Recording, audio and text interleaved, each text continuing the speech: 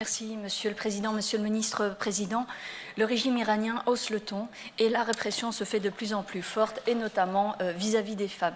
J'en veux pour exemple l'installation récente de caméras intelligentes qui sont là notamment pour filmer en fait les femmes et vérifier si elles ont une tenue vestimentaire appropriée. Alors cela peut avoir des effets absolument terribles parce que cela peut avoir pour conséquence une amende, mais aussi une peine de prison, voire des coups de fouet.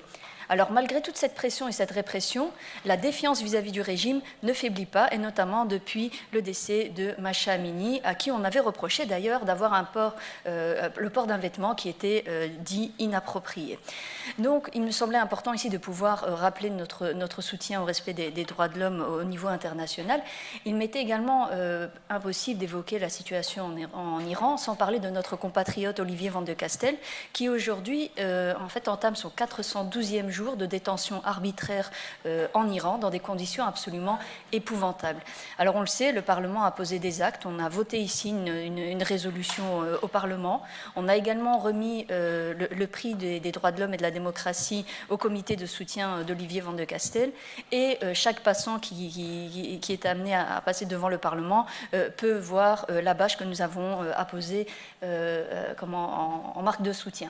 Donc on a posé des actes vis-à-vis de notre compatriotes, et je pense que ça peut aussi y répondre à une question du comité qui est, eh bien, est-ce qu'on oublie Olivier Van de Castel? Et donc, Monsieur le Ministre, je voulais vous demander quelle lecture vous faites de la situation actuelle en Iran, et en particulier de la répression et de la répression vis-à-vis des femmes. Et l'autre question, évidemment, sans vouloir interférer dans des négociations en cours, je voulais savoir si l'ambassadeur belge avait pu rencontrer Olivier Van de Castel. Quel contact avez-vous avec votre homologue du fédéral et avec le comité de soutien d'Olivier Van de Castel? Je vous remercie. Donc, Monsieur le Ministre, je voulais vous demander quelle lecture vous faites de la situation actuelle en Iran, et en particulier de la répression et de la répression vis-à-vis des femmes. Et l'autre question, évidemment, sans vouloir interférer dans des négociations en cours, je voulais savoir si l'ambassadeur belge avait pu rencontrer Olivier Van de Castel. Quel contact avez-vous avec votre homologue du fédéral et avec le comité de soutien d'Olivier Van de Castel? Je vous remercie. Donc, Monsieur le Ministre, je voulais vous demander quelle lecture vous faites de la situation actuelle en Iran. Merci, Monsieur le Président, Madame la députée. Inutile de vous dire que la situation en Iran reste terriblement complexe et tendue, avec, je vais dire, une intensité encore plus forte dans la répression de la police, comme vous l'avez dit, avec des outils intelligents, avec des caméras, et on ne peut évidemment à nouveau que condamner fermement les actes commis à l'égard des jeunes filles et des femmes qui se battent tout simplement pour plus de liberté dans leur pays. Ceci étant dit, par rapport à la situation d'Olivier Van de Castel, je me réjouis évidemment de l'arrêt de la Cour constitutionnelle concernant le traité bilatéral entre la Belgique et l'Iran, qui permet en tout cas d'envisager avec plus d'optimisme sa libération, et la publication de ce traité a été faite hier, pas plus tard que hier, au Moniteur belge, et entrera en application dès la semaine prochaine.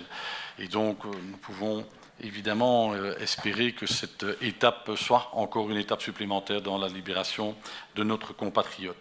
Inutile aussi de vous dire que les contacts diplomatiques se poursuivent, et vous l'imaginez, dans une certaine discrétion, mais se poursuivent à tous les niveaux, et les contacts que je peux avoir aussi avec la ministre des Affaires étrangères, mais aussi avec le cabinet de la ministre, vont aussi dans ce sens, et donc je peux vous confirmer que tout est fait pour que notre compatriote soit libéré le plus rapidement possible. Je vous remercie.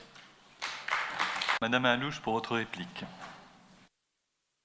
Merci, Monsieur le Président. Merci, Monsieur le Ministre Président, pour les réponses. Évidemment, on se joint à vous pour condamner fermement, évidemment, ces nouvelles mesures prises par le régime iranien à l'encontre des femmes. Et alors, concernant la situation d'Olivier Van de Castel, je pense qu'en effet, on ne doit pas interférer dans des négociations, mais je pense aussi que ça nous permet ici de rappeler notre soutien au collectif qui parfois se désespère face à une personne qui est vraiment désespérée pratiquement au bout du monde. Et donc je pense que c'était important de pouvoir ici le rappeler. Je vous remercie.